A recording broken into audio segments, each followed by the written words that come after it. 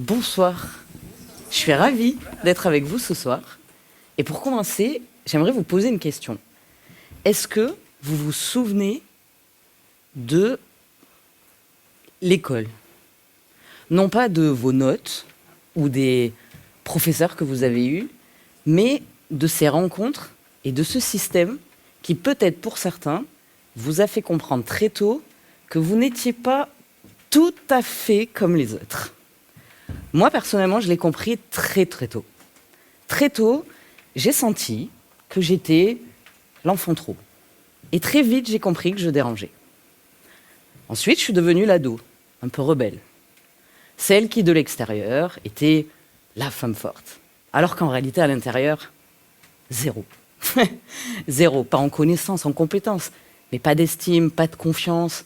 Ensuite est arrivé le milieu professionnel, la hiérarchie et compagnie, une catastrophe. Jusqu'au jour où le crack, l'effondrement, la dépression. Et à 33 ans, en pleine dépression, je découvre enfin que j'ai un TDAH, un haut potentiel intellectuel, une dyslexie et une dyspraxie. Comment c'est possible? C'est ce qu'on va voir ce soir. En tout cas, aujourd'hui, j'accompagne, grâce à mon métier de coach, spécialiste du TDAH et aussi grâce à mon podcast, des personnes qui sont comme moi. Celles qui ont à la fois un TDAH et à la fois un haut potentiel intellectuel. Et gardez bien cette info en tête parce que on va certes voir un petit peu les deux ce soir séparément, mais l'idée c'est de comprendre les deux ensemble. Et surtout, ce qui s'est passé, c'est que lorsque ces étiquettes sont arrivées, comme certains pourraient les appeler, eh bien ma vie a littéralement changé. Non pas parce que j'avais des étiquettes, mais parce que enfin, au lieu de lutter contre moi-même depuis plus de 30 ans, j'ai enfin commencé à essayer, et j'ai réussi, rassurez-vous, à me comprendre. Et c'est exactement ce que j'ai envie qu'on fasse ce soir ensemble, qu'on essaie de comprendre ce double profil, ce combo que certains professionnels de santé, dont beaucoup de psychiatres, appellent un piège diagnostique. Et pourquoi est-ce que les psychiatres se mettent à appeler ce combo un piège diagnostique? Eh bien parce que lorsque l'on lit des symptômes d'agitation, de difficulté à respecter des consignes, un ennui rapide, des personnes qui s'ennuient avec le répétitif, qui vont être dans l'argumentation constante, mais aussi un sentiment d'incompréhension, eh bien on peut penser anxiété, on peut penser trouble du comportement. On peut penser aussi TDAH ou HPI. Sauf que lorsque le haut potentiel et le TDAH coexistent, ils se masquent, ils se compensent, et c'est là où arrive le piège diagnostique duquel parlent tant les psychiatres aujourd'hui. Donc d'abord, on va essayer de comprendre les fondamentaux. Comprendre le TDAH. Alors déjà, on va démarrer par l'acronyme. Qu'est-ce que ça veut dire? C'est le trouble du déficit de l'attention avec ou sans hyperactivité. Et je sais qu'on entend encore aujourd'hui parler de TDA pour ceux qui n'auraient pas d'hyperactivité, sauf que depuis 1987, ce terme ne s'emploie plus. On a un TDAH avec ou sans hyperactivité, mais on appelle quand même ça le TDAH. Et le TDAH, c'est un trouble du neurodéveloppement. Un trouble du neurodéveloppement, de façon très simple, c'est lorsqu'on a un cerveau qui a une structure différente et que cette structure différente du cerveau implique des différences dans les fonctions exécutives, c'est-à-dire dans le faire. Et ce donc, trouble du neurodéveloppement, que vous verrez beaucoup appeler TND. Et ce TND, il est décrit comme tel dans le DSM-5, le diagnostic de santé mentale, 5e édition, depuis 2013. Et c'est un trouble du neurodéveloppement dont aujourd'hui la composante héréditaire n'est plus approuvée. Il y a encore quelques années, on nous parlait de 50%. Aujourd'hui, on est à 76%. Et les études génomiques, parce qu'on n'a pas encore trouvé le gène, il n'y en a peut-être pas d'ailleurs, c'est peut-être une composante polygénique. En tout cas, ce qui est certain, c'est que le taux, au fur et à mesure des années, ne fait que augmenter. Donc ce n'est pas du tout étonnant que, comme ça arrive souvent, les parents qui ont des doutes sur un enfant pouvant avoir un TDAH se retrouvent à la lecture des symptômes en mode « Oh, mon Dieu, mais c'est de moi qu'on parle !» Pas étonnant. Un jour, un client me disait « La pomme ne tombe jamais bien loin de l'arbre. » On est pile dedans. Et le TDAH, je vous parlais d'un trouble du neurodéveloppement avec une structure du cerveau qui est différente. Il y en a 3 de particulières, mais celle qui nous intéresse et qu'on va voir ce soir, c'est le cortex préfrontal. Le cortex préfrontal, pour vous montrer, c'est, donc là on prend le cerveau, c'est toute cette partie-là. C'est facile, c'est le front, entre guillemets. Mais vous le voyez, elle vient quand même un peu plus loin. Et ce cortex préfrontal, il a plusieurs fonctions essentielles. Il nous permet, comme vous le voyez, de réfléchir avant d'agir, de réussir à maintenir son attention sur des tâches. Il nous permet de planifier, de gérer le temps, mais aussi d'inhiber et de gérer les comportements volontaires. Bonjour l'impulsivité. Et on a aussi, évidemment, dans ce cher cortex préfrontal, toute la régulation des émotions. Le TDAH, c'est aussi 3,5 à 5% de la population. Les chiffres comme ça peut paraître très peu.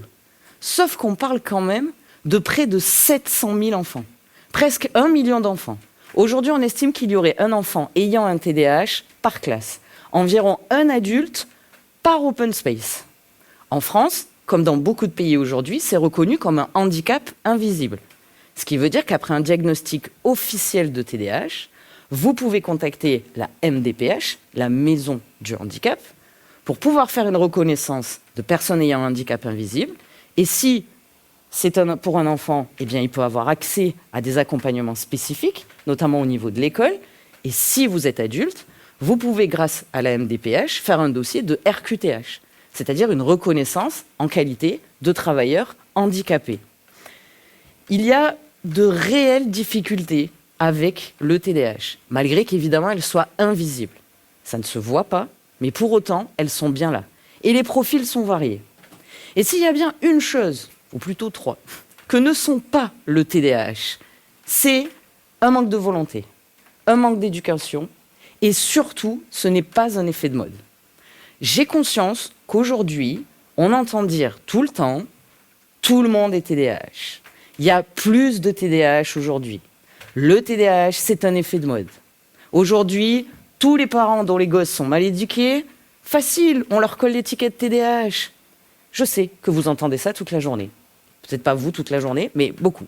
En tout cas, une chose est certaine, c'est que si on se fixe sur les statistiques et les données, et qu'on parle de prévalence, c'est-à-dire le nombre de cas dans la population générale, et qu'on englobe les diagnostics des années précédentes et les diagnostics d'aujourd'hui, la prévalence de 3,5 à 5% de la population, elle n'a pas changé.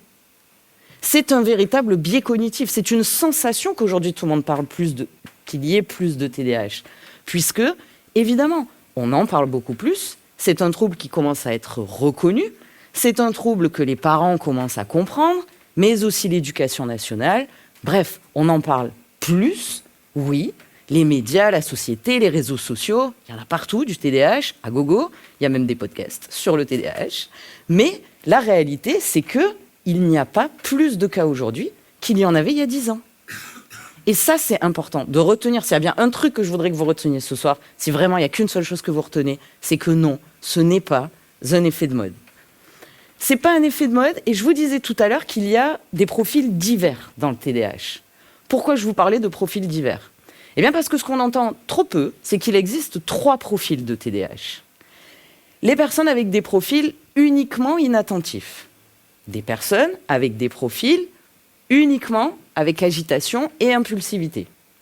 Et le 3e profil, vous l'avez devant vous, puisque c'est invisible, vous ne pouvez pas le savoir, c'est un trouble du neurodéveloppement, un TDAH, avec un profil combiné, c'est-à-dire à la fois une hyperactivité physique et à la fois un profil inattentif. En gros, pour vous rendre visible l'invisible, je ne suis pas sûre que mon hyperactivité soit très invisible. Je ne suis pas sûre. Vous me voyez bouger partout, c'est vraiment, là, j'ai besoin de décharger pour pouvoir activer mes capacités cognitives.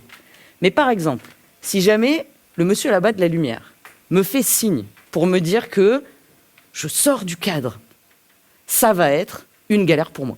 S'il fait ça, je perds le fil. C'est sûr, si l'un d'entre vous a son téléphone qui sonne, vérifiez, hein, au cas où, je perds le fil. Si vous éternuez, on peut rien y faire, mais je perds le fil. C'est ça, être inattentif. Et je trouve que ce terme, il est même mal défini finalement. Parce qu'on n'est pas inattentif, on est victime de distractabilité.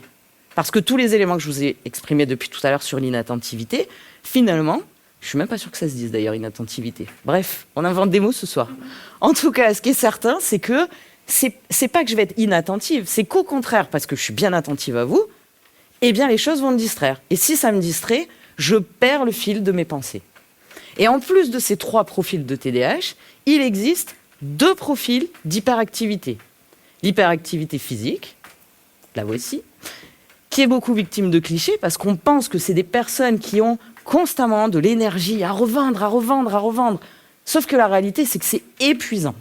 S'il faut, c'est même épuisant pour vous de me voir faire des allers-retours depuis tout à l'heure. Je vais finir par vous donner le mal de mer. Je m'en excuse. En tout cas, ce qui est certain, c'est que à la fin de cette conférence, alors que j'ai fait quoi, peut-être 100 pas, mais en tout cas, je vais être épuisée.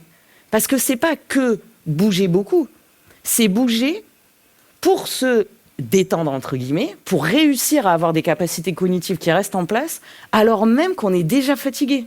Et que tout ce qu'on a envie, c'est de rester posé, par exemple, sur son canapé le soir. Mais c'est pas possible. Et il y a aussi une autre hyperactivité, qui est l'hyperactivité intellectuelle, qui, elle, est une hyperactivité extrêmement invisible. Et pour la rendre visible, rien de plus simple, j'avais envie de vous donner la petite phrase de Gabriel. Gabriel, c'est l'enfant d'une des familles que j'accompagne.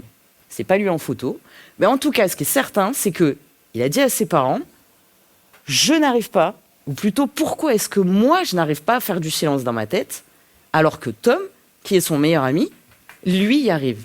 Parce que vivre avec une hyperactivité intellectuelle, c'est vivre avec un cerveau qui ne s'arrête jamais. Jamais, jamais, jamais. Il n'y a pas de bouton off. C'est d'ailleurs la demande la plus courante de mes clients. Est-ce que tu peux me trouver le bouton off ?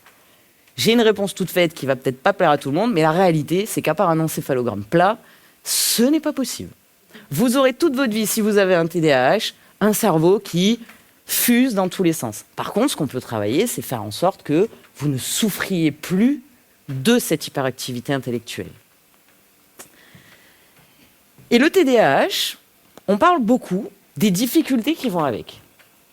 Mais je trouve qu'on parle assez peu des atouts et des forces que vont avoir les personnes TDAH. On est créatif, on est débrouillard, on est spontané, résilient, créatif. On est des êtres, moi je trouve, brillants. C'est personnel, mais je trouve que c'est la réalité. La seule difficulté, il y a un mais, et vous retenez bien ce mais. Parce que le mais va nous driver tout le long de cette conférence à partir de maintenant. C'est un cerveau brillant, mais il ne choisit simplement pas quand. Et maintenant que j'espère vous avez les bases et une compréhension un peu plus claire de ce que peut être le TDAH, on va passer au haut potentiel intellectuel. Et lui alors ? Eh bien lui, ce n'est pas un trouble du neurodéveloppement. Pourtant, il y a des différences structurelles dans le cerveau qu'on va voir tout à l'heure et que je vais essayer de vulgariser au plus simple. Les personnes ayant un fonctionnement à haut potentiel intellectuel, ils ont un traitement de l'information qui est plus global, plus rapide, plus interconnecté. En gros, une idée en entraîne une autre, c'est un cerveau avec 50 onglets ouverts, et moi ce que j'aime par-dessus tout, c'est que chaque discussion devient une véritable exploration avec une personne à haut potentiel. Et ce sont des profils très spécifiques. Ils ont une forte intuition, une sensibilité exacerbée, ils sont en quête de sens profond. Vous n'entendrez pas une seule personne ayant un haut potentiel intellectuel vous dire au moins une fois, si ce n'est 100 fois dans sa vie, qu'il veut trouver du sens. Demandez à une personne à haut potentiel intellectuel de faire quelque chose sans que cette personne comprenne pourquoi ni l'intérêt de faire cette chose, vous l'avez perdue. Soit elle a un TDAH associé, et là, on part au frontal, oups, boum, badaboum, et on y va, non, je le ferai pas, etc. Soit vous avez une personne à haut potentiel qui n'a que le haut potentiel et qui en fait n'arrivera pas à faire les choses. C'est pas qu'elle n'y arrivera pas parce qu'elle n'a pas les compétences. Elle va y arriver. Mais à quel prix ? elle va s'épuiser, elle va dépérir en fait au milieu d'un environnement qui n'est pas stimulant pour elle. Et je vous parlais, j'en ai oublié, c'est des personnes qui ont des valeurs très très hautes, notamment celle de l'injustice. Ça, c'est quelque chose de typique chez les personnes à haut potentiel. Et je vous parlais de différences dans la structure du cerveau. Et il y en a deux principales. La première se trouve ici, au niveau du corps calleux. Est-ce que ça marche si je fais ça? Ouais, pas mal. Vous l'avez ici, le corps calleux. Le corps calleux, pour essayer de vous l'imager, je vais essayer de faire quelque chose. Nous avons ici les deux hémisphères de notre cerveau. Vous avez peut-être déjà entendu parler de cerveau droit et de cerveau gauche. La réalité, c'est qu'on n'a tous qu'un seul cerveau. Aussi puissant et brillant soit-il, on n'en a qu'un. Par contre, il y a deux hémisphères. Et ce corps calleux, lui, j'aimerais que vous le voyiez, que vous l'imaginiez comme l'autoroute, comme le Brooklyn Bridge, celui qui relie Manhattan à Brooklyn. Imaginez-vous cette autoroute-là. Eh bien, le corps calleux, c'est à ça qu'il sert. Il sert à connecter les deux hémisphères entre eux et à avoir accès à certaines régions du cerveau. Sauf que quand on a un haut potentiel, ce corps calleux, il est aujourd'hui prouvé sur les imageries médicales. Encore une fois, tout ça est au stade embryonnaire de recherche. Moi, j'ai hâte d'être dans 10 ans et peut-être que ce que je suis en train de vous dire sera précurseur ou sera totalement faux. En tout cas, aujourd'hui, les premières études en imagerie médicale nous prouvent que le corps calleux est plus dense. Ce qui veut dire qu'une personne à haut potentiel intellectuel, je vous parlais tout à l'heure d'une vision plus globale et d'un cerveau plus interconnecté. Eh bien parce que là où le cerveau, l'hémisphère droit, lui, est intuitif, émotionnel, il est presque artistique. Il nous permet d'avoir une pensée globale. On va voir les choses avec une sensibilité très exacerbée. Eh bien, lui, l'hémisphère gauche, il est didactique, il est analogique. Tac, tac, tac, tac, point A, point B, point C. Et ça, une personne à haut potentiel, elle n'y arrive pas. Elle n'arrive pas à fonctionner en mode séquençage. Elle va voir les choses dans leur globalité. Et c'est ainsi que le corps calleux va faire sa fonction, et même une fonction exacerbée au milieu du cerveau.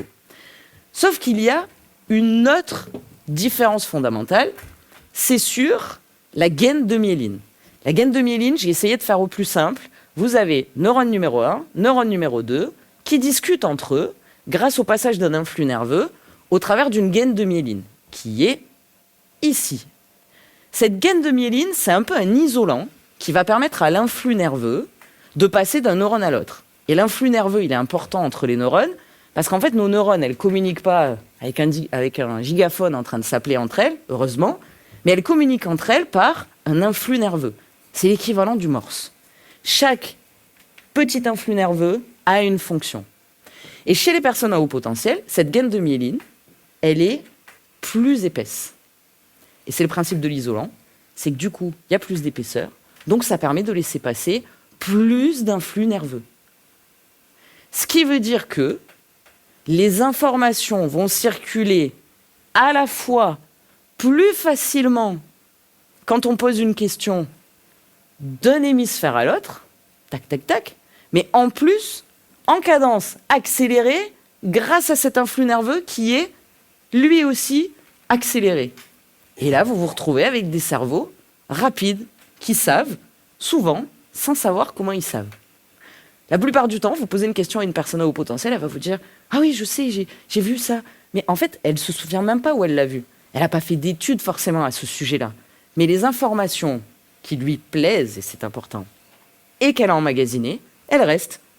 Et d'un coup, paf, on lui pose une question, et le cerveau fait son travail, blam blam blam, ça fait sa tambouille, ça va très très vite, et hop, la réponse arrive. La donnée n'est jamais oubliée. C'est comme un coffre-fort. Et maintenant, imaginez-vous un cerveau avec un TDAH et un HPI. Je ne peux pas boire en parlant.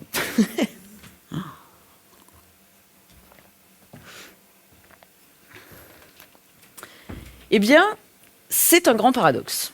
Parce que le haut potentiel, il comprend vite mais le TDAH, il a du mal à exécuter. Et pour vous donner quelques exemples, ce sont mes vrais bulletins de notes. Ce sont des extraits de bulletins de notes de mon collège, à moi. Et vous allez voir, ce qui revient le plus souvent, on me dit que j'aurais pu. Donc, au potentiel intellectuel. On est d'accord qu'on parle bien de potentiel. Donc, on me dit toujours que j'aurais pu avoir de meilleurs résultats, que je peux mieux faire. On me dit que je fais du bon travail, mais que je peux faire beaucoup mieux. Vous oublierez les bavardages. On me dit que je manque de concentration, ce qui nuit à mes résultats. Mais oui, parce que les profs, ils ont bien vu que j'avais du potentiel. Mais je tiens pas en place, je suis pas capable de me concentrer, j'y arrive pas, je perds le fil. Et donc, qu'est-ce qu'on me demande ? Des efforts. Ne pas relâcher les efforts. Jamais. Encore plus d'efforts. Encore. Sauf qu'à ce moment-là, personne n'est en capacité de reconnaître les efforts que je fais déjà pour arriver à être à peine à la moyenne. Je vous ai pas mis les notes, j'ai pris une petite claque. Je pensais que j'étais meilleur que ça. En fait, pas du tout. Pour arriver à peine à la moyenne, j'étais en souffrance. Parce qu'on n'oublie pas que là, je suis là pour vous parler TDAH, HPI, mais avec une dyslexie, une dyspraxie, waouh, franchement, le 12 sur 20, il valait un 20 sur 20. Et si j'avais été valorisée à ce moment-là, si quelqu'un avait vu ce qui se passait, peut-être que les choses auraient été différentes. Parce que quand on a un TDAH et un haut potentiel intellectuel qui ne sont pas reconnus, c'est une vie d'effort absolument invisible. On n'est pas valorisé, jamais. Pire, on nous demande toujours plus d'efforts. Et à votre avis, qu'est-ce qui arrive ? Eh bien, on finit par se croire comme nos efforts. Insuffisants, toujours. Et le coût humain, il est lourd. Estime personnelle en baisse, pas de confiance en soi, autosabotage, dénigrement, dévalorisation, jusqu'au jour où, crac. Parce qu'à la place de cette estime, de cette confiance qui est censée s'acquérir au fur et à mesure des années, eh bien on se retrouve avec un tyran intérieur. Celui qui va nous dénigrer, nous flageller toute la journée, nous demander, même si on a lâché les parents, même si on a lâché, imaginons le salariat, même si on a lâché tous les carcans sociétaux, en fait on se rend compte qu'on n'a même pas besoin des autres pour se faire du mal. C'est soi-même. Et ça, c'est un grand décalage pour les personnes à haut potentiel et avec un TDAH. Parce que nous, on se trouve nuls, alors que pour les autres, on est trop. Trop exubérant, on parle trop fort, on bouge trop. Oui, mais la réalité, c'est qu'à l'intérieur, nous, on n'est jamais assez. Et ajouter à ça un profil impulsif, avec des petits pétages de câbles comme ça qu'on n'arrive pas à gérer, des émotions, pouf, feu d'artifice 14 juillet toute la journée, vous vous retrouvez avec une peur de soi qui s'installe. La peur de ne pas réussir à se maîtriser. La peur de ne pas savoir jusqu'où on est capable d'aller. Et un jour, enfin, on trouve le courage. Quelqu'un, je vous parlais tout à l'heure des réseaux sociaux, des trucs, c'est chouette quand même, parce que vous pouvez vous dire « Ah tiens, j'ai lu un truc, ça me fait penser. Ok, peut-être moi aussi. » Et donc, vous trouvez le courage d'aller passer un test de QI. Mais, parce qu'il y a toujours un mais, je vous avais dit, les résultats ne sont pas à la hauteur. Parce que si vous avez un TDAH, votre indice de mémoire de travail, il est foiré. Si vous avez un indice de vitesse de traitement, un trouble 10, pardon, votre vitesse de traitement de l'information, elle est foirée aussi. Et le test de QI, c'est très simple, hein. C'est un test de performance.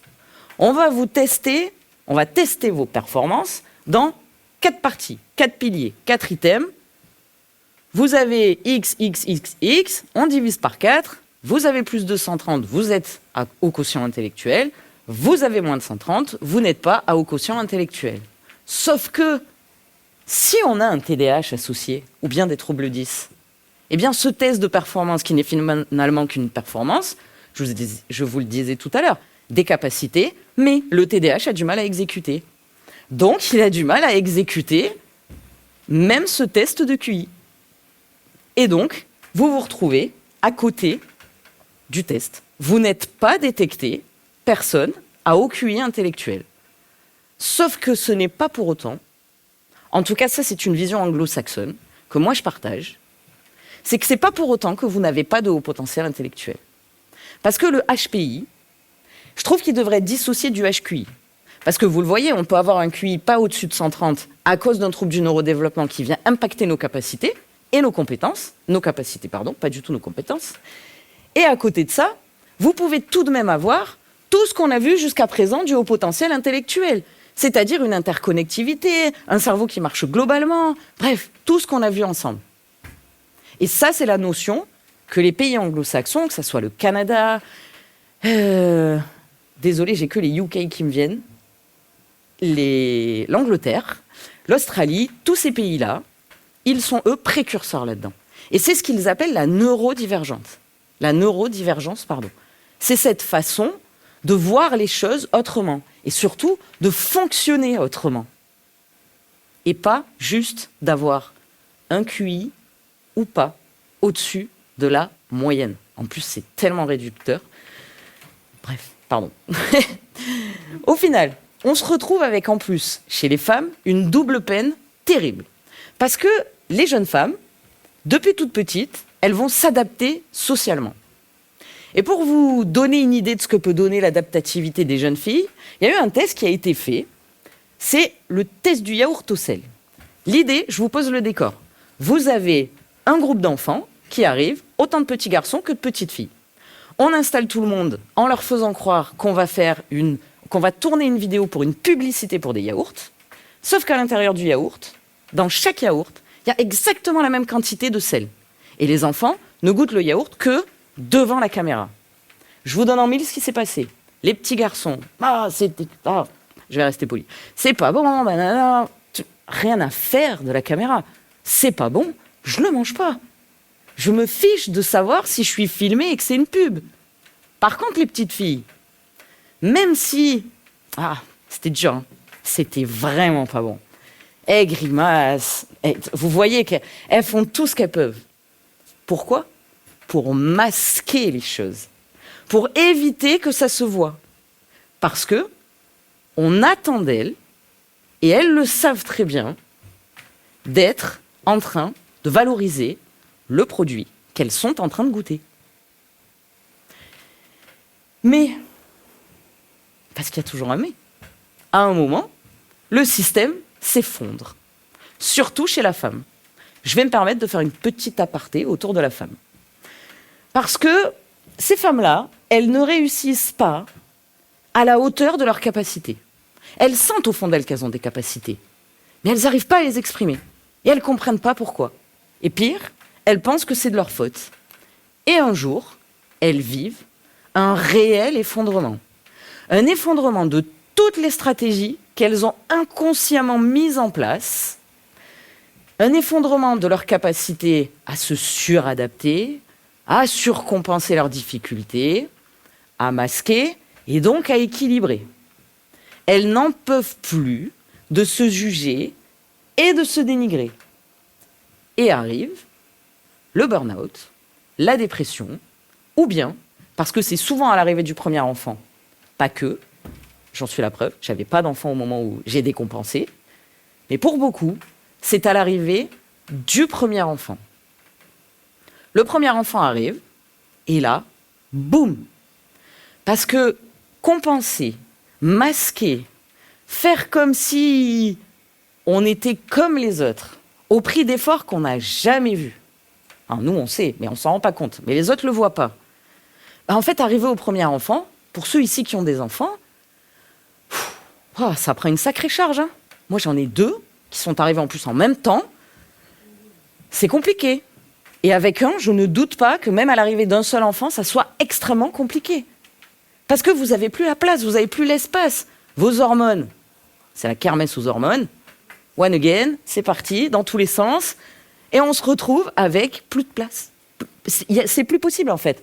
On dort plus, on est fatigué. Et là, boum, Quand je vous parle d'un réel effondrement chez la femme à haut potentiel et ayant un TDAH, c'est pas un mot qui est choisi au hasard. C'est réellement un effondrement total. Mais alors, est-ce une fatalité? Et sinon, qu'est-ce qu'on peut faire pour remédier à tout ça et pour tenter d'aller mieux? Eh bien, il existe une solution miracle qui s'appelle la médication. En tout cas, c'est la solution miracle qu'a choisie la France pour traiter le TDAH. Au cas où ce ne soit pas clair, c'est ironique. Et donc, on va quand même prendre le temps de s'intéresser à notre cher système de santé français. La médication, qu'est-ce que c'est? C'est du méthylphénidylate. On parle de Ritaline, de Concerta, de Medikinet. C'est des noms de labo. C'est du lobbying pur. La réalité, c'est que cette molécule, c'est du méthylphénidylate. Et c'est un psychostimulant. Et là, peut-être que certains d'entre vous sont en train de se dire, à des gamins ou à des gens hyperactifs, on va leur filer des psychostimulants. Ouais, je pense que what the fuck, je peux le dire. Quel enfer!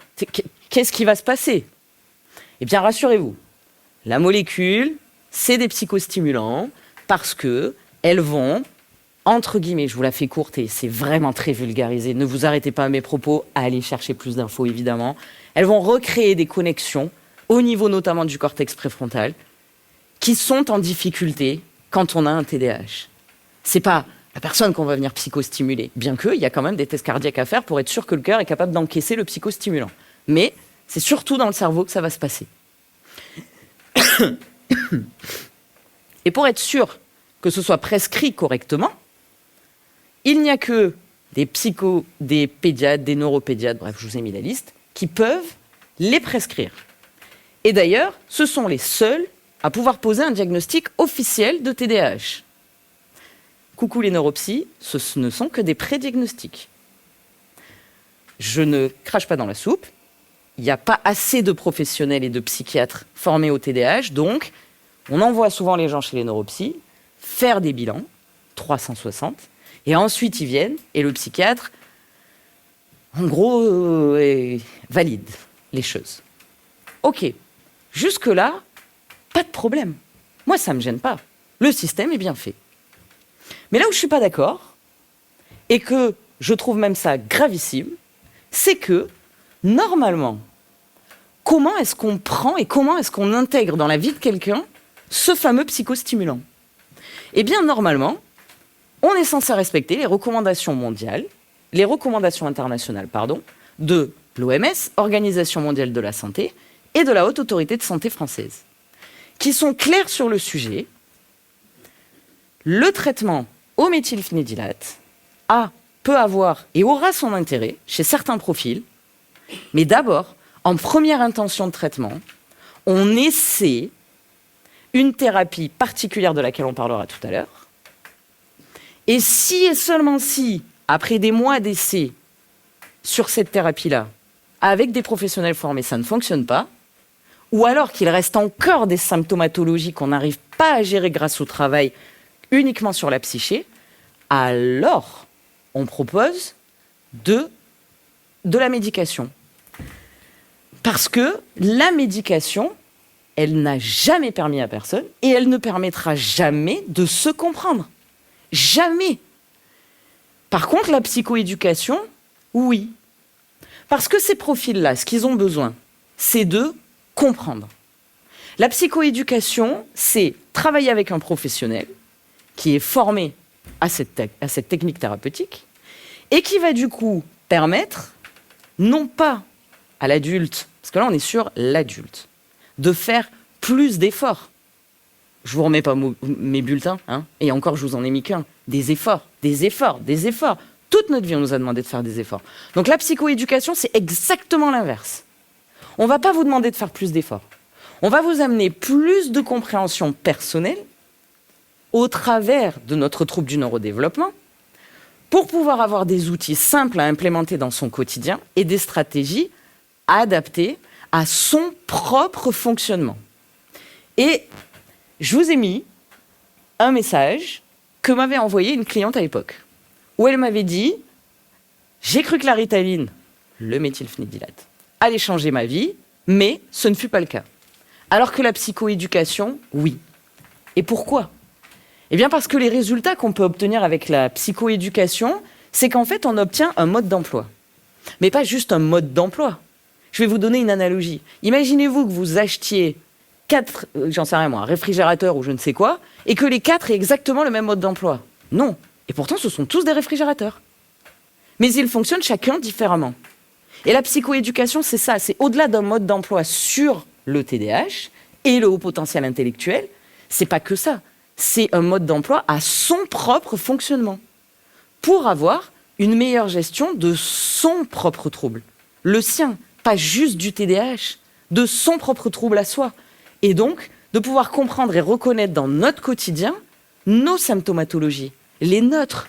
Parce que peut-être que vous en avez, certaines, mais pas toutes, et on pense souvent que c'est une liste de cases à cocher. Faux. Et l'objectif, c'est de permettre à l'adulte de redevenir acteur de son quotidien, de renforcer son estime personnelle, mais aussi de faire de son trouble un allié pour accéder à son plein potentiel. Parce que la psychoéducation, c'est surtout autour du TDAH que ça tourne. Et quand on a aussi un haut potentiel intellectuel, je pense que vous l'avez compris là au fur et à mesure, c'est qu'on a du mal à accéder à ce potentiel, du haut potentiel. Donc en fait, c'est exactement ça. C'est équilibrer, calmer un peu, si je puis dire, le TDAH, ou en tout cas les symptomatologies, pour pouvoir accéder enfin aux capacités qu'on sentait, mais auxquelles on n'arrivait pas à accéder. Donc la psychoéducation, c'est une solution pérenne à des difficultés bien réelles, malgré que les symptômes soient invisibles, et ça permet de rendre le quotidien et le rapport à soi plus doux. C'est vraiment ce qu'on va chercher dans cette technique-là. C'est de calmer l'humain, un regard plus doux.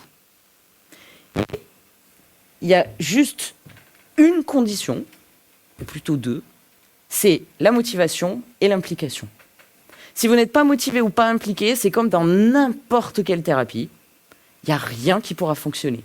Mais si vous êtes motivé, impliqué, et que le professionnel est bien formé, alors là, vous avez un trio qui peut être vraiment gagnant.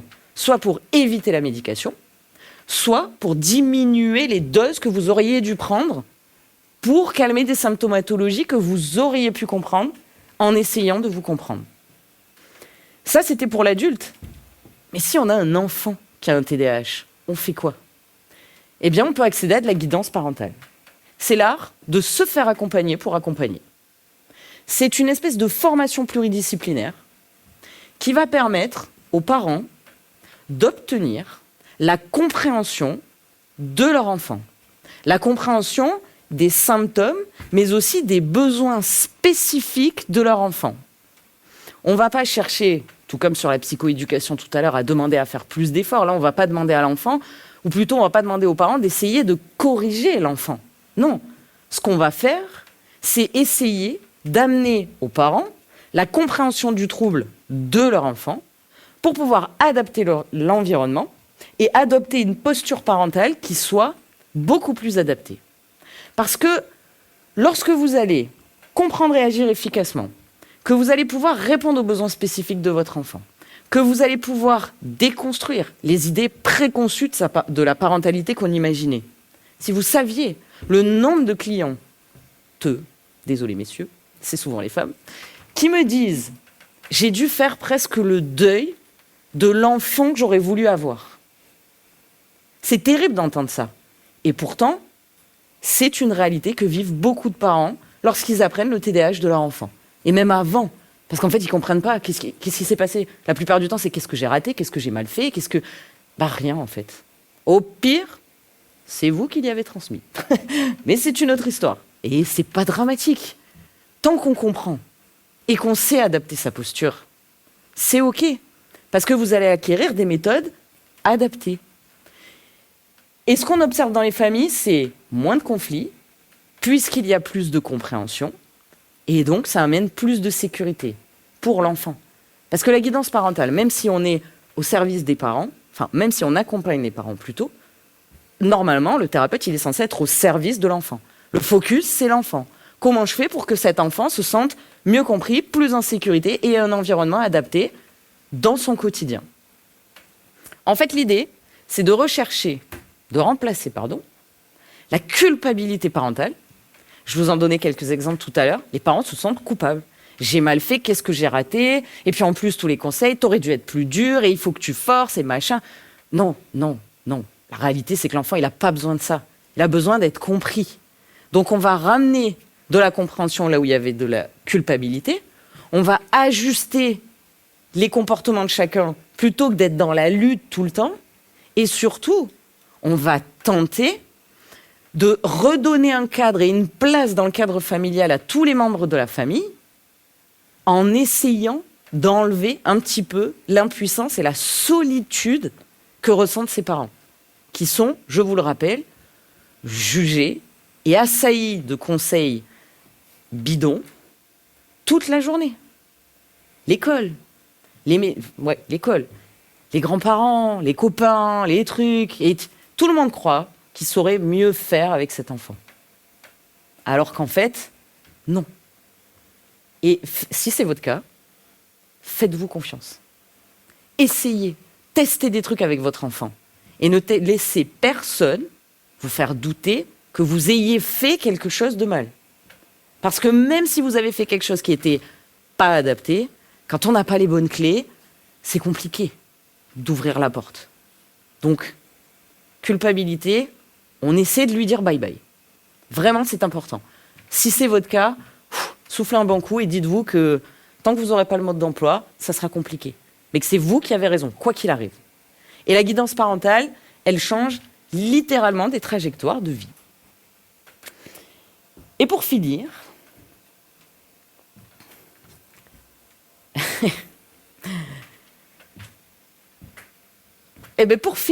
vous savez ce que je vais faire? Je vais être, je l'ai été depuis le début, mais je vais être authentique avec vous et honnête.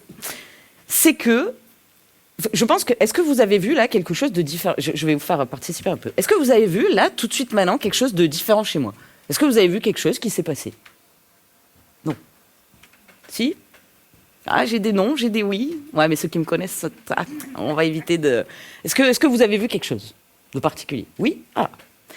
Ce que vous avez vu, c'est un cerveau qui décroche, qui a décompensé. Il a vu, et pour finir, il a vu, fini. Exactement. I did it. Sauf qu'il me reste la fin. Et franchement, la conclusion que j'avais écrite, je la kiffe. Et depuis le début, j'ai fourni un effort, même s'il était invisible, incommensurable pour arriver à me souvenir de tout, à pas prendre de fiches, etc. Sauf que là, je n'ai rien d'autre à vous offrir que ma vulnérabilité et vous dire que j'ai plus accès à mes fonctions cognitives. Donc au cas où j'avais toutes mes fiches, j'en ai utilisé aucune, mais même si j'aime pas faire ça, parce que ça va me couper un petit peu de vous, je vais vous lire ma conclusion parce que je trouve qu'elle est cool. Donc, je vais vous la faire. Pour finir, pendant des années, beaucoup de personnes TDAH, avec un haut potentiel intellectuel, ont grandi avec cette sensation d'être trop sensible, trop intense, trop rapide, ou parfois, simplement, inadapté, complètement. Alors, ces personnes ont essayé de se corriger, de rentrer dans le cadre, de se faire petite, de devenir normale. Mais le problème n'a jamais été notre fonctionnement. Le problème, c'est qu'on nous demande de survivre et de vivre dans des environnements qui ne comprennent pas nos fonctionnements et qui ne sont pas adaptés. Et pourtant, quand ces doubles profils arrêtent enfin de se battre contre elles-mêmes, tout change. Parce qu'un TDAH peut devenir moteur de créativité, d'audace et d'innovation. Parce qu'un haut potentiel, il peut devenir une capacité immense à relier, à comprendre, à créer, à ressentir profondément. Et l'histoire en est remplie. Oprah Winfrey, TDAH et HPI. Elle a été renvoyée de son premier poste à la télévision parce qu'on lui a dit qu'elle n'était pas faite pour ça. Imaginez, j'espère que vous la connaissez. Imaginez-vous si elle avait cru en cette phrase. Imaginez-vous tout ce à quoi nous n'aurions pas eu accès. Son talent. Et le monde est rempli de personnes qu'on jugeait ingérables, inadaptées, hors cadre, mais qui ont fini par transformer le monde précisément grâce à leurs différences. Et beaucoup de profils atypiques passent leur vie à croire qu'ils sont défaillants, alors qu'en réalité, ils ne sont que différents. Et surtout, ils essaient de fleurir dans des terrains qui ne sont pas propices à eux. Alors ce soir, j'aimerais que vous repartiez avec une vision différente. J'aimerais qu'au lieu de vous demander, lorsque vous pensez TDAH notamment et au potentiel, comment est-ce que, qu'est-ce qui ne va pas chez cette personne? Qu'est-ce qui ne va pas chez moi? Qu'est-ce qui ne va pas chez cet enfant? J'aimerais qu'à la place, vous preniez le réflexe de vous demander comment est-ce que je fonctionne? Comment cette personne fonctionne? Parce qu'on ne libère pas un être humain en le forçant à devenir quelqu'un d'autre. On libère une personne quand elle comprend enfin qu'elle n'a jamais eu besoin d'être réparée, mais qu'elle a besoin d'être comprise. Donc nous ne sommes pas différents. Nous ne sommes pas défaillants, pardon. Nous sommes différents. Et quand la différence est comprise, elle cesse d'être en poids et elle devient une force. Et je vous quitterai avec cette phrase que j'aime beaucoup. Je vous laisse méditer dessus. Votre temps est limité, ne le gâchez pas en menant une existence, qui n'est pas la vôtre. Merci à vous de m'avoir écouté.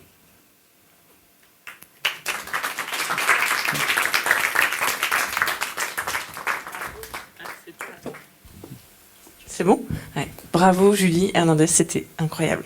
Vraiment, moi, en tant que, je sais pas ce que je suis, mais je suis dedans. C'était incroyable, merci beaucoup. Oui, est-ce que tu veux bien répondre à des questions? Je croyais qu'il y avait autre chose avant. Tu peux poser, on va poser des questions. Si vous avez des questions, je suis là, je passe dans le... Oui, si il y en a, voilà, il est très motivé. Si je peux boire en même temps, ça me va. Ah bah tu peux boire. tu en veux de l'eau? Ça ouais. C'est bon. Quand mon verre sera vide, Eh bien, merci pour cette belle conférence. Je kiffe. Et alors, la conclusion, pour moi, c'est le plus important de tout ce que j'ai vu. j'ai bien fait de la lire. Ouais, parce que pour moi, et c'est mon point de vue, tout ce qui est TDAH, HPI, hypersensible, pour moi, c'est la même chose. Et ça part, pour moi, ce sont les nouveaux êtres humains. C'est une évolution.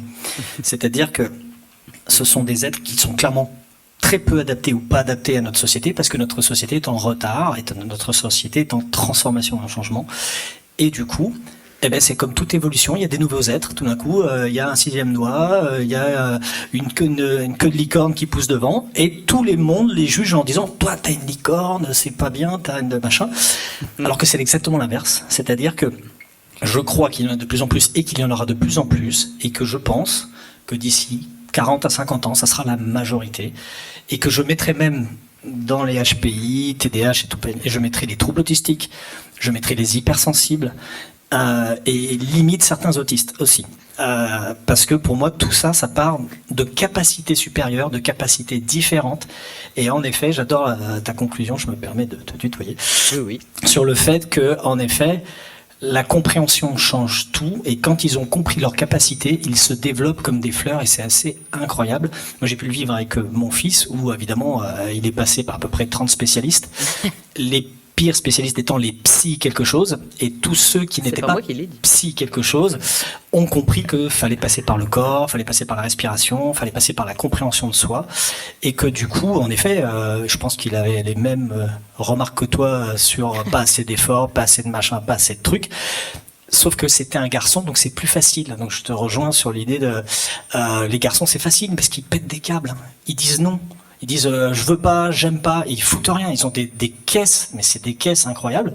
Alors que les filles, elles vont s'adapter, on va pas les voir. Et tu sais, si je peux me permettre juste 2 secondes de rebondir sur ce que tu dis, il y a une donnée, je sais pas à quel moment je voulais la caler, mais j'ai oublié, vraisemblablement. C'est que pour le TDAH, le diagnostic Est-ce que vous avez une idée? On va faire un petit test.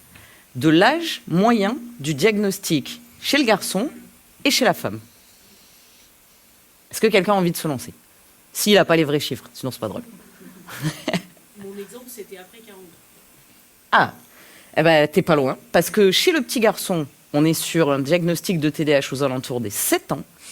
Et chez les femmes, on est aux alentours des 36 ans. Ça vous donne une idée. C'était juste une parenthèse, mais... Ben, c'est intéressant parce que le mien, on l'a fait tester à 3 ans et demi. Et, c'est le Bah oui. Whisk 5 ou je sais plus quoi. Parce que clairement, on voyait qu'il n'était pas pareil en fait. Et que du coup, Différent. tout ce qu'on lui donnait comme chose, ça ne fonctionnait pas du tout. Et que l'hypersensibilité, l'émotionnalité. Alors, on a fait lui filer la Ritaline, et moi, intuitivement, j'ai dit oh là là, non, ça va le faire coller au plafond. Et j'ai été sauvé par un psychomotricien qui m'a dit mais vous donnez de la Ritaline à votre gosse, il va monter au plafond. Donc, c'est super chaud parce que les diagnostics, ils se trompent beaucoup, et du coup, ils sont capables de faire des grosses bêtises, pour pas dire pire. Tout ça pour dire, pour finir sur ta conclusion que je trouve merveilleuse, c'est que l'avenir de l'humanité est dans l'hypersensibilité et que nos capacités vont se développer de plus en plus et ça ira de plus en plus fort et de plus en plus vite et de plus en plus loin.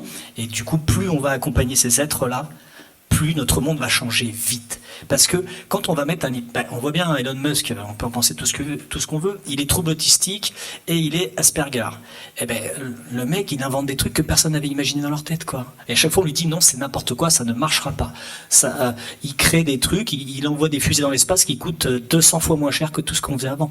Et on lui dit que les bagnoles électriques, ça marchera pas. Il a créé Tesla et du coup, il gère Tesla. Enfin, voilà, c'est l'avenir. Ils vont tout changer. Ils vont changer notre système éducatif, notre système financier, notre système, tout. Donc je pense que c'est un futur à venir. Donc voilà, c'était pour rebondir sur ton conclusion.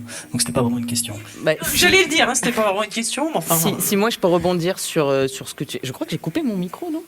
Non, t'entends. Ah, ok. Si je peux rebondir là-dessus, moi, c'est une théorie de l'évolution que je partage complètement et que certains professionnels aujourd'hui partagent. Sauf que c'est pas des professionnels, genre des psys, des machins et tout, donc on les écoute pas. Et si vous voulez aller creuser, monsieur Fabrice Michaud, qui est pour moi un ponte, alors lui, c'est THPI, très haut potentiel intellectuel, et justement, il partage cette théorie et il relate cette théorie, qui pour l'instant est à l'idée de théorie, mais qui pour autant, dans ses discours et dans ses interventions, il en parle beaucoup. Et dernière petite chose, juste, je vais me permettre, ne le prends vraiment pas mal, mais Asperger, ça ne se dit plus depuis des années, parce que monsieur Asperger avait des liens très étroits avec une histoire assez sombre de notre monde. Donc, en fait, c'est le nom de la personne qui a découvert. Donc aujourd'hui, on parle de troubles du spectre autistique et de haut niveau, par exemple. Voilà. Moi, ça me dérange pas. Je sais que ce n'est qu'un abus de langage, mais attention, parce que des fois, il y a des gens qui sont un peu plus véhéments que moi à ce sujet. Donc, Autre question. Ouais. J'ai 2 questions. Ma première, c'est quand tu parles du HPI avec la myéline qui est plus renforcée, et du coup le signal qui va plus vite. Oui. Est-ce que tu dirais qu'une personne HPI, du coup, peut être plus nerveuse ou ça n'a rien à voir avec le système nerveux que tu as décrit? en fait, on va dire que ça pourrait être une conséquence, tu vois, mais que c'est pas cette gaine de myéline avec un influx nerveux augmenté qui fait la nervosité de la personne. Parce que là, l'influx nerveux, c'est vraiment c'est plus, si tu veux, en termes d'interconnectivité entre les neurones entre eux. Pouf, tu vois, regarde, imagine-toi si je te fais, tu vois, des neurones neurotypiques qui discutent ensemble. Pas d'offense, je vais exacerber les choses. Des neurotypiques, tu vois, dans son cerveau. Et influx nerveux. Tu vois, ok, tac, tac, tac, on envoie le message. HPI. Ah, ça s'excite, tu vois. Donc du coup, forcément, ça va beaucoup plus vite l'information. Et en plus, si tu rajoutes le corps calleux, qui est plus dense et qui permet un accès à plusieurs régions du cerveau en même temps, pouf, tu poses une question, t'as pas fini de la poser, qu'il a déjà la réponse. Par contre, là où je t'alerte, c'est sur le double profil TDAH-HPI. Le TDAH, une des comorbidités associées, c'est en grande partie l'anxiété. Parce qu'aujourd'hui, 55% des personnes vivant avec un TDAH développent à minima un trouble anxieux généralisé, voire de la dépression, pouvant même aller sur de la dépression juvénile. Dès l'âge de 10-11 ans, on voit des enfants TDAH en dépression juvénile. Donc, peut-être qu'on peut aller chercher, quand on a un petit doute, si ça... Voilà. du côté du TDAH. Et ma deuxième question, quel conseil tu donnerais à une personne qui a du mal ou qui ne sait pas comment assumer son TDAH, son HPI dans la société, quand tu as toute la notion de rentrer dans un nouveau groupe où tu ne connais pas, etc. Comment tu fais pour être différente, mais en même temps t'intégrer? Ma question, elle n'est pas très claire, mais... Si, elle l'est. Enfin, moi, voilà. je trouve. En tout cas, ça connecte, mais quel conseil tu donnerais? Ben, moi, je donnerais comme conseil de faire un back to basic, tu vois. Parce que avant d'assumer sa différence et d'assumer aux autres qu'on n'est pas pareil, qu'on fonctionne différemment, c'est difficile quand on n'a pas l'estime de soi qui est construite, quand on a des difficultés à s'affirmer, qui sont certes une des conséquences, parce qu'on l'a vu quand on te demande, enfin je ne vais pas vous refaire le truc plus des fois, oui, l'estime de soi elle est sapée, l'affirmation de soi elle est difficile, la confiance en soi, donc en fait on travaille d'abord, si tu veux, les fondamentaux, le package, de tout être lambda, et ensuite on passe à l'étape, ok, je m'accepte, je sais qui je suis, je sais comment je fonctionne, je m'aime, et si vous n'êtes pas content, c'est pareil. Tu vois? Pour rester poli, encore une fois, c'est dur, hein. Je m'aperçois que...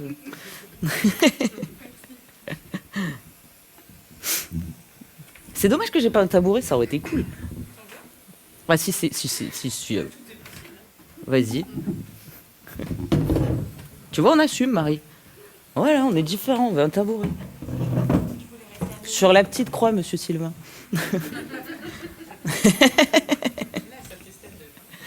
Ah là là là là là là. Les blagues arrivent. Non, je déconne. Je t'écoute. Est-ce qu'il y a une plus grande sensibilité à la dépendance? Ah, bien sûr que oui. Alors, attends. Je m'emballe peut-être. À la dépendance. Si tu me parles alors, oh là là, fou, mon cerveau. Cette question me fait tellement kiffer que du coup, mon cerveau part dans tous les sens. Attends, je me recadre. Sur le haut potentiel intellectuel, non. Il n'y a pas d'études qui prouvent aujourd'hui qu'il y a une certaine dépendance qui peut arriver. Par contre, sur le TDAH, aujourd'hui, il y a des risques addictifs qui sont extrêmement augmentés. Pourquoi? Parce que le TDAH, il est basé sur une différence au niveau du système dopaminergique, système de la récompense. Donc automatiquement, sur un cerveau qui est en quête constante de dopamine, de recherche, de plaisir immédiat pour réussir à fonctionner, tu lui mets quelque chose d'addictif sous le nez, paf, direct, ça prend. Comme on n'a pas une heure de plus, je m'arrêterai là, mais j'espère avoir répondu à ta question. Et du coup, est-ce que, par exemple, la Ritaline permet de ne pas être dans cette dépendance? Tu veux dire diminuer les risques addictifs? Oui. Logiquement, oui, puisque la Ritaline, le méthylphénidylate, je ne me laisserai pas entraîner par... Non. Le méthylphénidylate, lui, il a pour objectif de venir justement, entre guillemets, rééquilibrer le système dopaminergique. Donc, si tu te retrouves face à quelqu'un qui est dans un profil addictif uniquement lié, et c'est important, à son TDAH, et pas à des événements de vie traumatiques qu'il voudrait oublier, tu vois, le système. Alors, dans ces cas-là, le méthylphénidylate peut grandement aider, puisque le système dopaminergique va être remis en équilibre. Donc, il y aura moins cette recherche de dopamine immédiate, et donc, oui, moins de risques addictifs.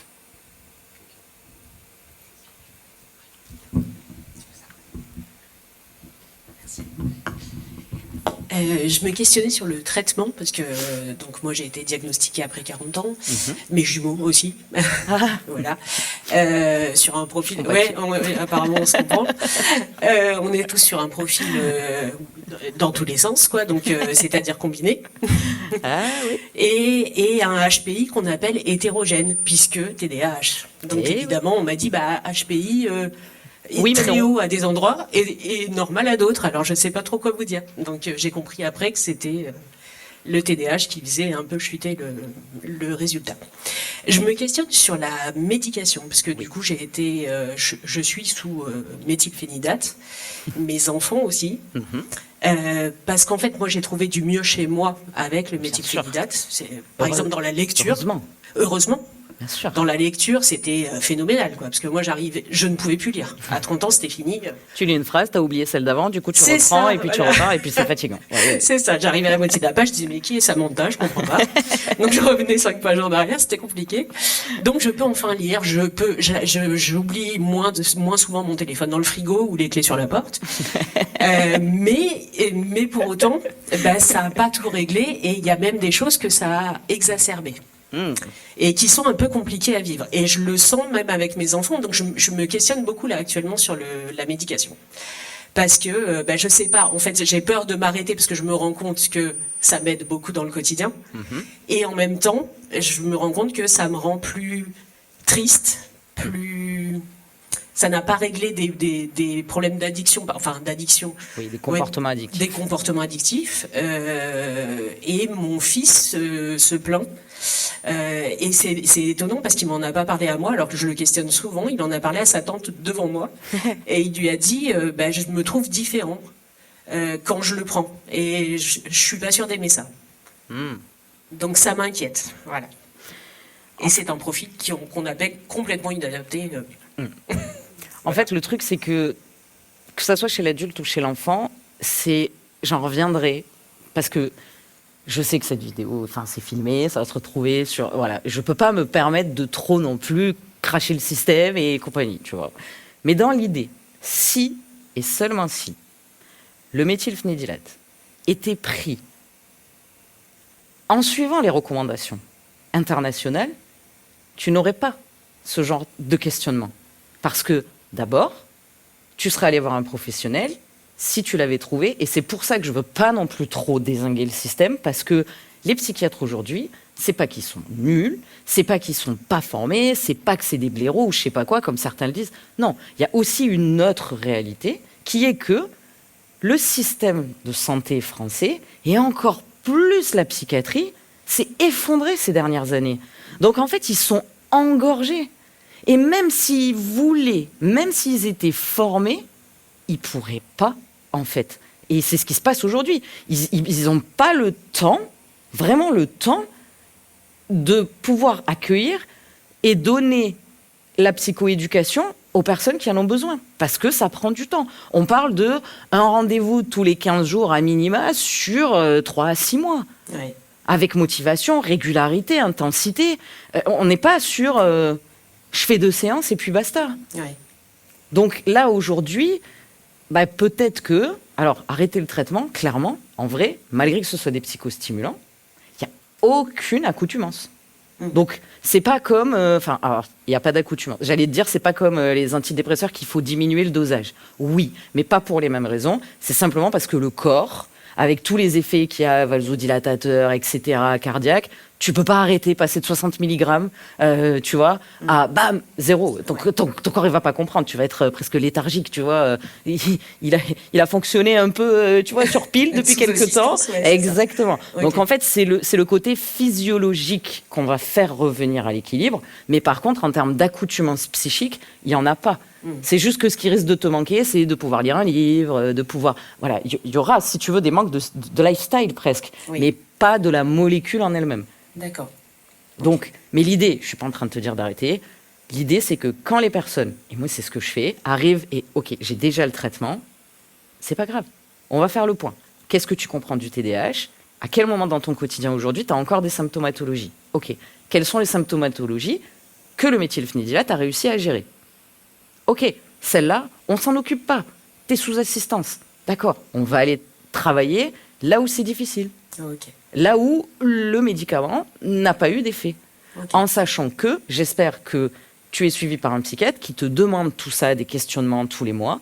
Et s'il y a plusieurs labos, c'est pas juste pour le fun, mais c'est du lobbying parce que la Ritaline va avoir plus d'effet sur l'impulsivité, le Medikinet plus sur l'inattention, le Concerta plus sur ci. Et en fait, ils se sont dispatchés le marché sur les symptomatologies. Donc, c'est pas étonnant que ton traitement, toi, quel qu'il soit, il marche sur quelque chose, mais pas sur d'autres. Et en fait, souvent, on trouve la molécule, mais il faut en tester souvent plusieurs. Ouais, c'est ce qui s'est passé.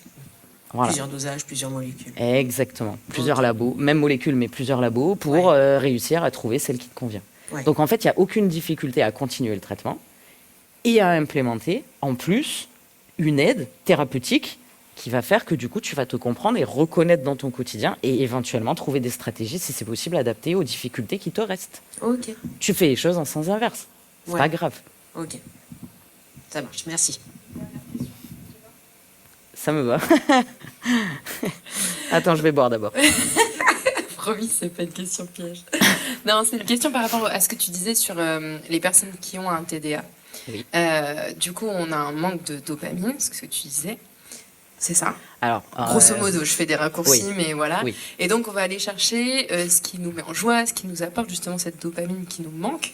Est-ce que tu aurais un conseil à nous donner pour nous tous ce soir pour pallier à ça? C'est-à-dire que si, par exemple, tu sais que tu vas faire quelque chose qui te met en joie, qui apporte cette dopamine, mais cette chose, tu vas pas pouvoir le faire H24 pendant une... Enfin, voilà, ça va à un moment donné se terminer. Quel conseil tu donnerais pour que la descente ne soit pas trop basse après? le meilleur conseil que je puisse te donner, et c'est celui que je donne à quasiment tous mes clients, et on commence souvent par là quand il y a des difficultés dopaminergiques, c'est le fait de réussir à se placer assez en pleine conscience dans son quotidien pour être en capacité de ne pas se laisser happer par le rythme de vie, de ne pas se laisser happer par cette société qui nous demande toujours plus, plus vite, machin et tout, et en fait de réussir en pleine conscience à revenir à l'instant présent, à l'être, à ce que tu es en train de faire, et finalement, dans ton quotidien, si tu arrives à apaiser un peu le mental et à être là, pleinement là aujourd'hui, alors dans ton quotidien, tu verras que de la dopamine, tu vois, c'est le principe de... Je te fais, toi peut-être pas, t'es plus jeune que moi, génération Pac-Man, hein? Bah en fait, au lieu de venir se goinfrer de dopamine d'un coup, comme ça, pour faire exploser le système et une dérégulation émotionnelle qui va faire que bah, forcément, après la rechute, paf, bah, en fait, on va jouer Pac-Man. On va aller la chercher petit à petit, petite dose par petite dose dans le quotidien. Parce que la réalité, c'est que dans notre quotidien, c'est pas toujours tout beau tout rose, c'est pas toujours...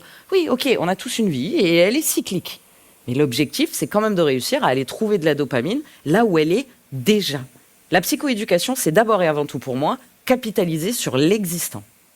Et se rendre compte de ce qui est là aujourd'hui. Un apéro sur les bords de... J'allais dire sur les quais de Seine, pardon. Bref, sur les bords de Loire. Tranquille, tu vois, avec quelqu'un que tu apprécies. Si t'es dans ta to-do de demain, et dans la réflexion, et dans la discussion que tu as eue 2 heures avant avec ton boss, etc., bah en fait, t'es pas là. Tu profites pas. Donc évidemment que ça t'apporte pas de dopamine. Donc, on va aller chercher un petit verre de vin. Là, la dopamine, elle va être immédiate. Mais la réalité, c'est que si tu avais réussi à canaliser le mental, parce que tu comprends et que tu te dis, ah, là, je suis en train de décrocher. Je reviens à l'instant présent. Ok. Putain, c'est cool. Ah, je suis bien. Et là, la dopamine, elle arrive. Et ça, au quotidien, c'est faisable. Donc, connexion, ancrage à l'instant présent. Merci. De rien. Je crois que c'est fini. Ben oui, on te remercie, Julie Hernandez. On peut l'applaudir bien fort, c'était super, incroyable.